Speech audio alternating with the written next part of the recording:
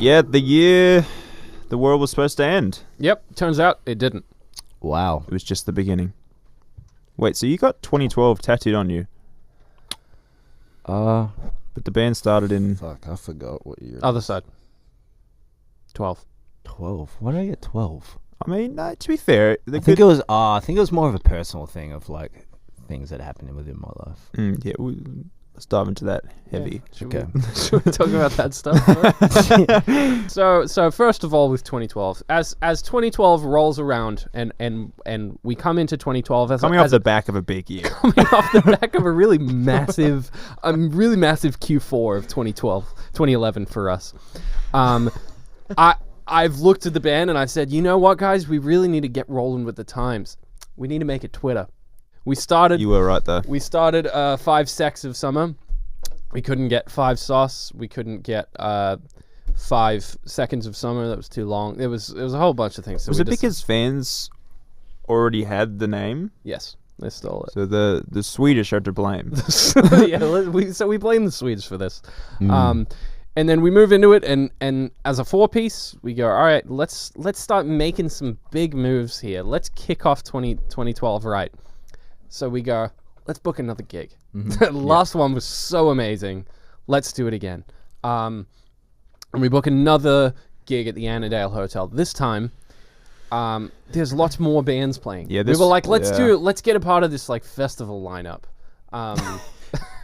From my memory, we really hit rehearsal hard though. We did. Now it's March, but January, February, I remember we were rehearsing like 4 times a week. 4 times a week in this 4x4 little cube, white room that felt like purgatory. Well, we weren't in there yet. We're at my house at this point in time. We're rehearsing at my house still. In your room we were, weren't we? Yeah, we're in my bedroom and we're rehearsing like madmen. We just would turn the amps down really, really quiet. Yeah, we commit hard, pretty quick, which I think is cool.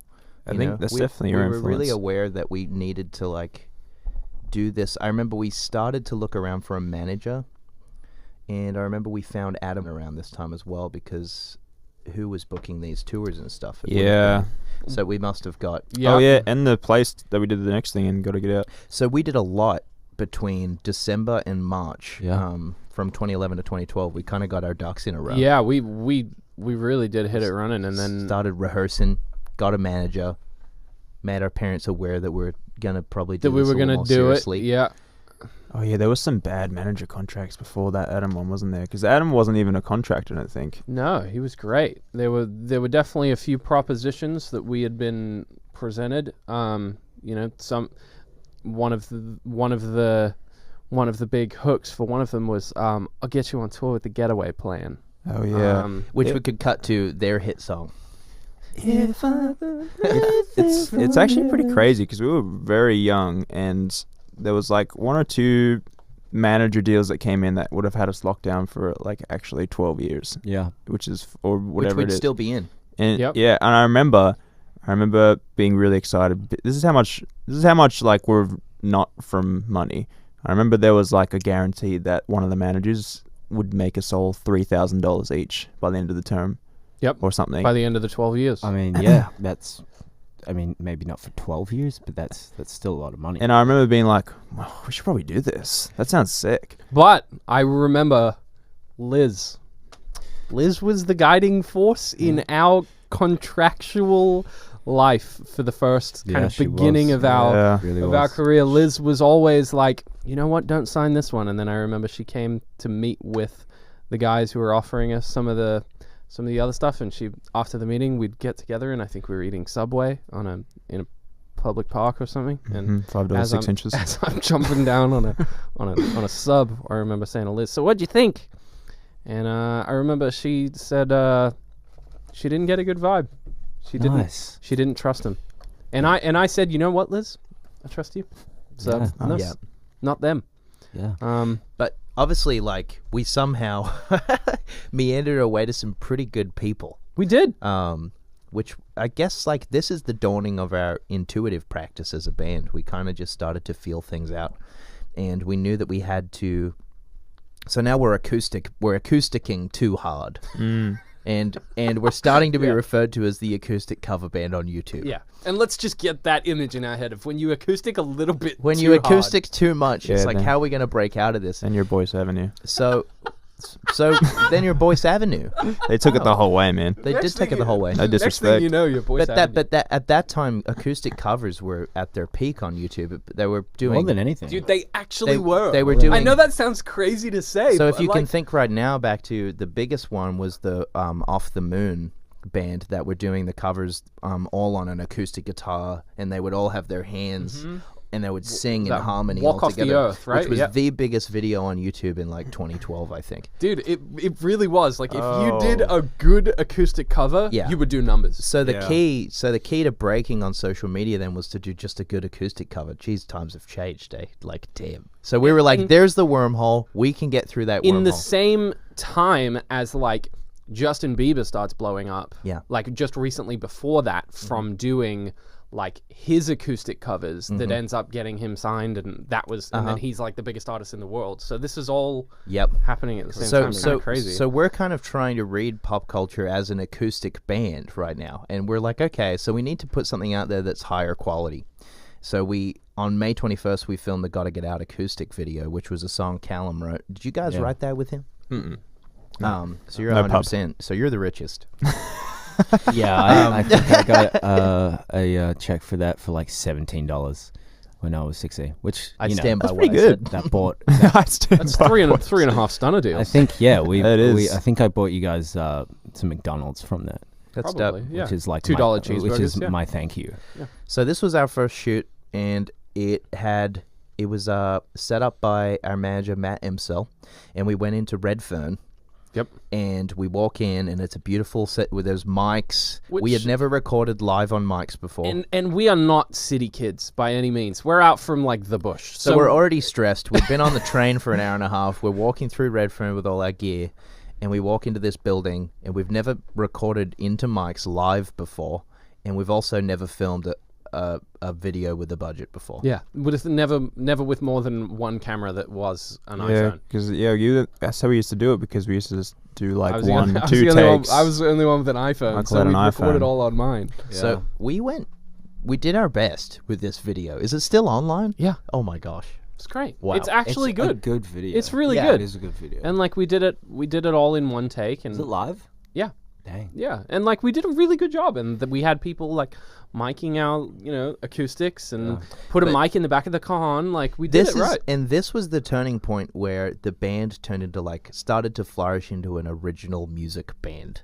Because we were so scared of not doing a cover. Yeah. Yeah. How are we so aware of that? This is very quickly, because I remember all this time we were like very, very certain that we did not want to be the acoustic YouTube cover band, and we needed to have original songs and play them so people would like them, because that was the ticket to having people come to your show. But then the cool part was we were doing 4-part vocals within the first 4 months of being a band, which is pretty damn cool. Totally. Like we all knew that we all wanted to sing, and Yep. we knew what it was about, Yep. and we knew that we loved to like hear our voices together. And so we will, I mean, and when you're 15, you just have to figure it out. We were like, okay, how do we all sing together and make it sound good? And then that was how we learned Yeah. harmonies and stuff We liked like that. we liked a lot of those, like even fucking Mayday Parade, all their like harmonies and stuff, and Yeah. like Mariana's Trench and all those. But I guess the purpose of this first video that we made for Gotta Get Out was because we had now got a manager and we were going to do an Aussie tour,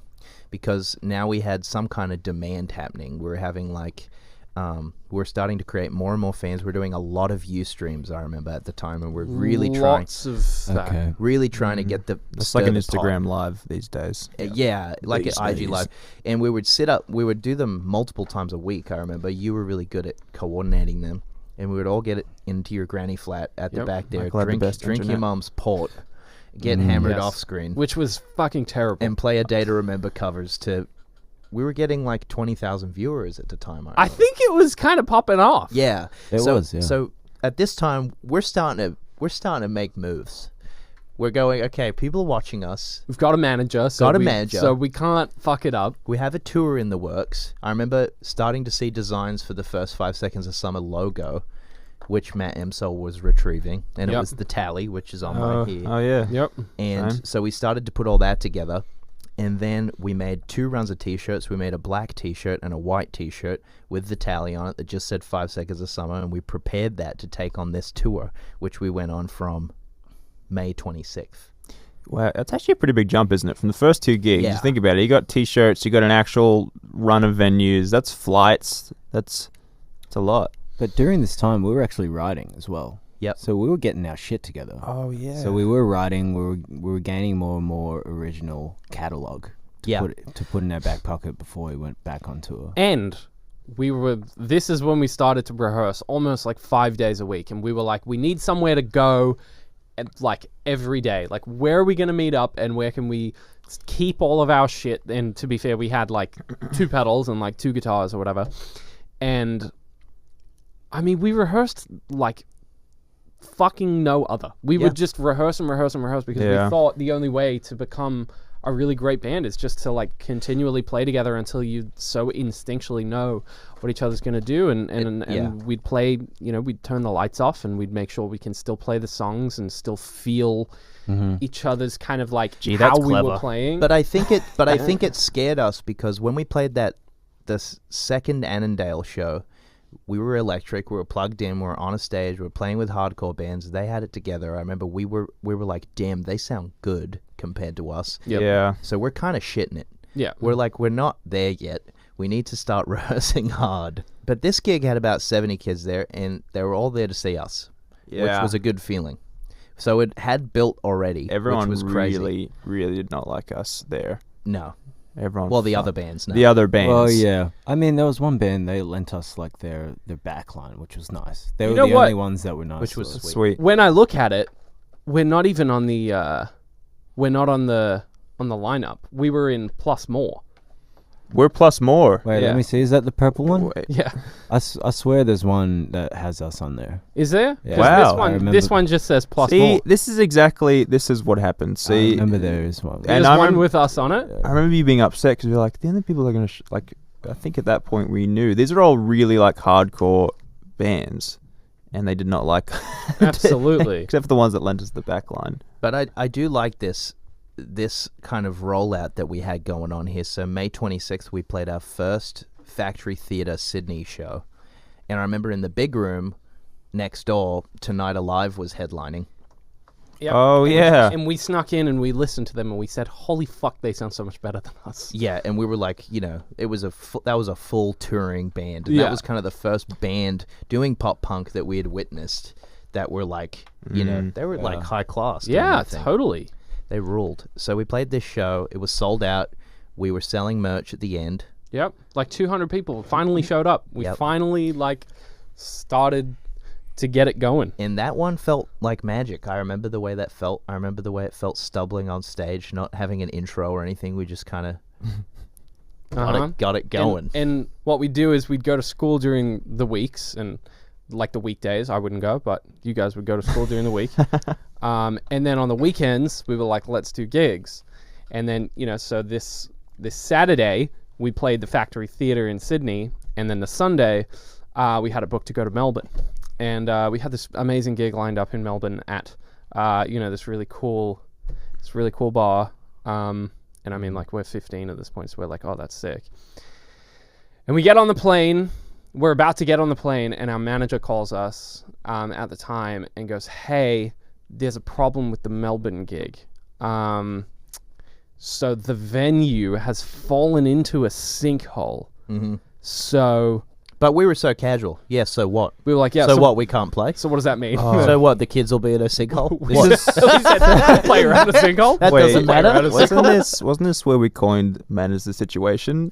Like we just managed the Oh, situation. yeah, we said just manage yeah. it. Yeah, or something. Which was good. We had, Because we thought it was fucking hilarious. We had a manager. It was absolutely ridiculous. Yeah, we definitely made fun of. He yeah. did so well, though. He did so great. well. He did. He And did so we get. well. So then he says we're moving the Melbourne gig to a college, to like a what was it? A basketball was a court, tennis tennis court, court, yeah. something like that.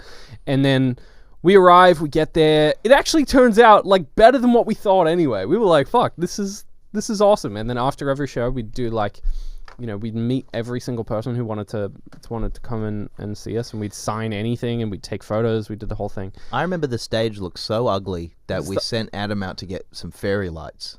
And we said, "Can you put them behind us?" This is ridiculous. That's a classic Ashton Irwin move right there. We got no prod. We're playing in a tennis court. Yeah. This looks Yeah, absolutely horrific. Let's wrap some fairy lights around the drum kit. And I went, it's perfection. Yeah, and now it's great. Looks great. And as me and Callum are, as we're about to go on stage, we're standing back. They're like, the noise is ringing for our intro music, I think we had at that point or something. And Callum leans back and there goes there goes my beautiful Gibson Les Paul custom. Yeah. Straight from Santa. I think it was we had an encore. It was in We had an encore, which is already pretty. That's lit. We were so ambitious. Yeah. Like, what are we opening our encore with? I think we were doing Out of My Limit last. Smash it. Okay, yeah.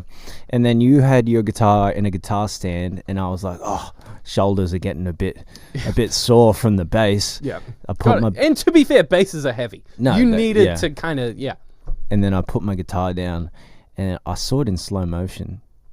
Your guitar's just kind of bumped a little bit, and it's once or twice, and it's just fallen. And I've seen it, and I've looked at you, and I've looked at the guitar, and I'm pretty sure you got on your knees. You fell to your knees. Right in the middle. Yeah. Fell to his knees. Yeah. It's pretty distraught. I remember tears. Yeah, I think you did cry. No, I didn't. He did. There's no fucking way. Dude, you did. I'm pretty sure you did cry. I watched you and cry. I'm pretty sure I shed a tear or two. Really? Why would I have cried over that? That doesn't. I had another guitar, didn't I? It was your I don't favorite. know, yeah. To be fair, I'd that be thing was pretty way fucking devastated. too heavy anyway. But I also remember you having a bad day in general because we rented the back line, but they sent 2 bass amps. So you're playing. Oh my You're God. playing guitar through a bass amp. I'm rejoicing. Yeah, the whole thing sounds like. Oh yeah, because you couldn't fly with anything. But anyways, this is just another day in the life. We're getting it started. Yep. It's It's what you got to do. You got to do that stuff. But at this point in time, we're still children, so we went back to the hotel and we're having a blast. We used to push all the beds into one room because we didn't want to. We didn't want to because sleeping alone was scary. because sleeping alone was scary. I have some memories from back then because I forgot about this tour a little bit, and that it was actually a full thing. And like we used to, because in Australia, like you could get flights pretty cheap to go places because you can't fucking drive because it takes 14 hours to get anywhere. Yep. And we used to stay in like the service apartments, or whatever you call them. So like hotel rooms with like 4 rooms, and like a manager would sleep on the couch, and us 4 would like. Well, actually, there was only 2 rooms in each thing, wasn't it? That's why we pushed the beds together. But it's that I remember like being so elated that I just couldn't go to sleep. Just was so happy. It was just so. It was honestly so funny, and I'd forget about that. It was so much fun, just like 15, dicking around in a goddamn hotel room, like just. It was fucking awesome. And so we get on the band's private jet. Jetstar. By the second gig, no, I'm kidding. So then after that tour went so well, we said, you know what? Let's record our acoustic shit. Yes. And let's put it into a body of work. And we went into our first studio, like an actual studio where you record music. Like if you imagine a real recording studio, and we go in there, and we go in there with like I don't know who was like producing or who was like I think it was recording just this an stuff. engineer, and he was like, okay, so where's the producer? Yeah. And we were like, You are, dude. we're at, and I turned up with a cajon again. So I feel like you had a djembe, didn't you? I had a djembe as well, Yeah. just to give the beats, But we show up at 3:01 in Sydney, and we're in Redfern It's a again. nice studio. Oh my god, because Adam worked there. Yep. So we're getting Oh. discounts. Yeah. So They our got us- manager at the that's for time cheap, yeah. got us in there, and so we kind of just wing this situation. We've never been in a big studio before, and 301 was really nice. Yeah. And we didn't know how to play the click track, so we did these recordings. We did them without. I remember going in, and we would lay the cajon down first, and I would just remember the song in my head and beat out the cajon for 3 minutes, and then someone would go in and follow it on acoustic. We didn't use click tracks Yeah. or have sections. So- We said, all right, so we need to start with the chord. So I would just go in there in a silent room, and I would play, Miss You. I'd be doing. for however long I thought the song went for. Yeah, and you were usually right. I think they were right all the They time. were great. Gee, that's fucking funny. And then we'd They have go another in, drummer that can do that. We'd go in and we'd record the rest of the stuff, and then we ended up getting a full EP out of it, and we recorded a song called Too Late, which that never made it past Unplugged, but which was great. Yeah. That was our opening song. Remember, That was our it's like an opener. Angels and Airwaves vibe. And I'd go dun dun dun because I was the only one with a wireless pack, and I'd do it backstage. Yeah. Yo, can only where'd you get afford that one. from? Oh, Joel Chapman. Yeah, he went. Oh. All right, let's just make sure we get an illustration of Joel Chapman. So Joel Chapman was our first ever music guru, and he was the first like rock star we had ever met. He had rings on. He was cool. He had long hair. He was in a band called Amy Meredith. And he was kind of helping us get our live show together when we started playing as an electric band. And he's a mystical being. He had a mustache at the time. I had never seen a mustache. No, me neither. Definitely not of that caliber. No. Not one that long. And he was kind of coming with us and helping us get this kind of early days electric band. I mean, together. and he taught me what a delay pedal was. Yep. He taught me like what a phaser was. I think I still have his Phase 90 He pedal. taught us Yeah. to use two different guitars instead of using the same sounds same competing one. I was gonna against say each other. that. I remember that. So I used that for years because it was Absolutely. pretty clear that you were always gonna play like the stuff that was like like holding the meat and potatoes of the show. Yeah. So I was like, well, what the fuck am I gonna play? Yeah. And he was like, we'll just play something different. And I was like, all right, well, I'll just move everything up Up an octave. up the octave. Yeah. And And that- it worked. It worked. And It to be fair, we stuck with that mantra for our whole career. Like, still now, we won't play the same thing because of that, definitely because not. there's no point. That's fucking funny. But I guess this whole first headlining tour was in preparation for the biggest offer we'd had so far in our career, which was to support a band who were having a top 10 at the time called Tonight. They were called Hot Shell Ray. Yep. Mm-hmm. And that was a massive opportunity for us. Yeah. Because they were an American band. Yep. I'd only ever met one American in my life. And Interesting. yeah, Who? which was Caleb. I was gonna say my American, and it was Caleb. So yeah, that's the only I only American knew one. I've ever met. So this has all happened in 2012. 2012's been a massive year This for is us. this Yeah, is the this is biggest the year. I can big see why you got the year. tattoo now. It makes a lot of sense. This is the big year. Yeah, I guess so. And it was kind of 2012 was a year we had to convince our parents. It was my last year of high school. And I had to choose whether I'm going to try get into a uni or I'm going to be in 5 seconds of summer. Yep. And I was all in on 5 sus. Mm. Yeah, So- and then Callum, you had a difficult decision to make as well, which I don't know if you want to elaborate on, but you know that was a Yeah. big decision you had to make too. Yeah. I guess this was also at the end of the year of 2011, deciding between whether I wanted to pursue music or football. And I mean, obviously I chose music. Regret it every day. But that's when kind of like, I mean, I remember that was a moment for you where you were like, "Am I doing this?" Yeah. Or, I mean, it was definitely a big moment, and also a big choice for like, you know, a 15-year-old to make, to kind of decide what life path they want Yeah. to be on. yeah, And I'm glad I stuck with this one, and it's, you know, all down to intuition. I mean, at the basis of it, I was just like, I just want to be with my mates, make music with my mates, like no matter what happened. Also, like, thankful to the naivety that we had and also so thankful to our early fans because they encouraged us to make brave decisions. yeah, because it's so fucking hard when you're thrown a decision that you feel like you have to make that defines your entire life. Yep. And we only did that because of the fans supporting us. Yeah. Because or else we would have been like, Well, we weren't getting that much encouragement from anyone in our real lives. no, We but were just getting all this. This was literally the second year of Twitter being a thing. Yeah. And we were going online and we're seeing all these people like really liking what we were doing.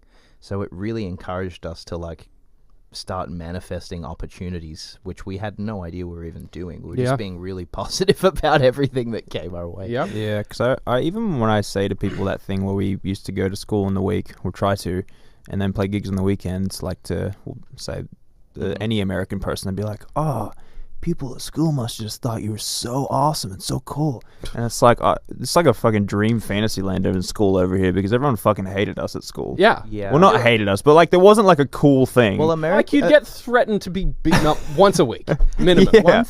One thing I've learned about America is it had a scene, and Australia had no scene where we were from. We were just dust in the wind out there. What- We had no community that surrounded our music. We were just doing. It's us just stuff. fucking free for all. And Yeah. and what I'm looking at, as I'm looking at how many gigs we played in 2012, to play this many shows in Australia is fucking crazy. This is like a big touring year for just Australia, because in Australia it's so hard to play shows. You know, you've got like 3 main cities to play, and then, you know, if you can afford it, you can go to Perth. But the main note here can't. is this is how it's all changed. Is back then, your numbers would be reciprocated in a physical venue. Like we knew that, okay, 200 people liked this post. We're gonna get 120 people from that post to come to this thing.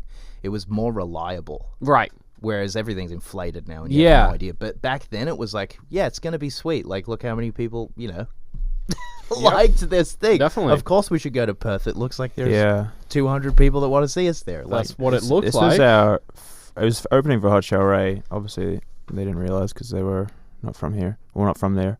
But it was their first and only show in Canberra ever. Yep. Really? Ever. Yeah. yeah. And then after that was when we went to New Zealand for the first time. That was great. Mm-hmm. And then First international show. yeah, the A Zeal. year, I remember nearly that 2 years so in. well. Yeah. Mhm. And is then pretty after awesome. that, between the like early November months, which was when we were given an opportunity that obviously would end up changing our lives, when our manager Matt spoke to us It was about. it was in Adelaide. It was in Adelaide, yeah. Yeah, I remember the like little. I remember the booth we were sitting at as Yeah. well. Yeah, me too. I remember he said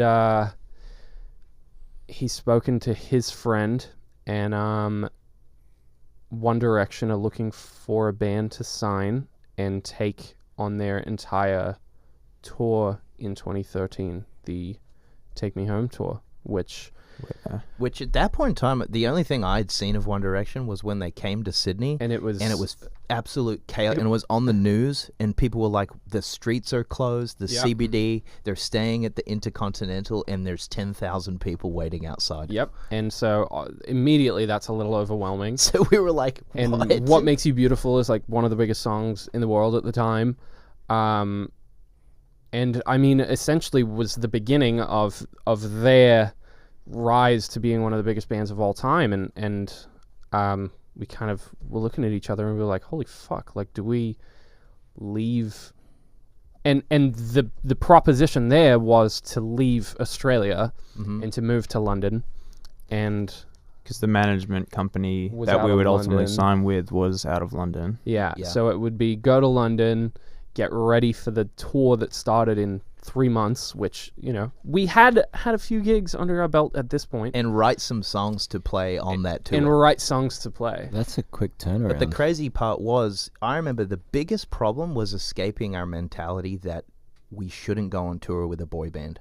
It was Because we were like, we want to be Green Day. How the hell are we ever going to come back from going on tour with these with a boy guys? band, yeah. It just didn't make sense to our 15-year-old brains. We were like, Yeah. how are we going to become a live band Yeah. if we make a decision like this? And thank God we did. I know. We got past that, but Yeah, it was like such a confronting opportunity. It was a mixture of that fear and then also like literally taking any opportunity. Up until then, we'd taken every opportunity we could, and it served us well. This just happened to be a really fucking huge one, and you were right. I remember being like, "Isn't that crazy?" Questioning that decision, being like, Insane. "I don't know, guys. Like, we want to be like a band, like a band." Yeah. It's like it's so funny to think And about. Well, this was our first lesson in like not compromise, but like making the best out of every opportunity. Out of every opportunity you're given. And then right after that, we decided to make a band EP and record 4 of the best songs that we thought we had made.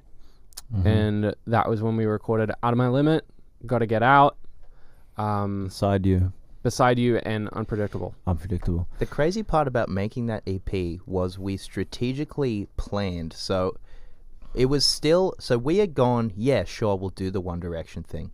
But they were like, okay, we're going to send One Direction's manager is going to come see you in Australia. Yeah.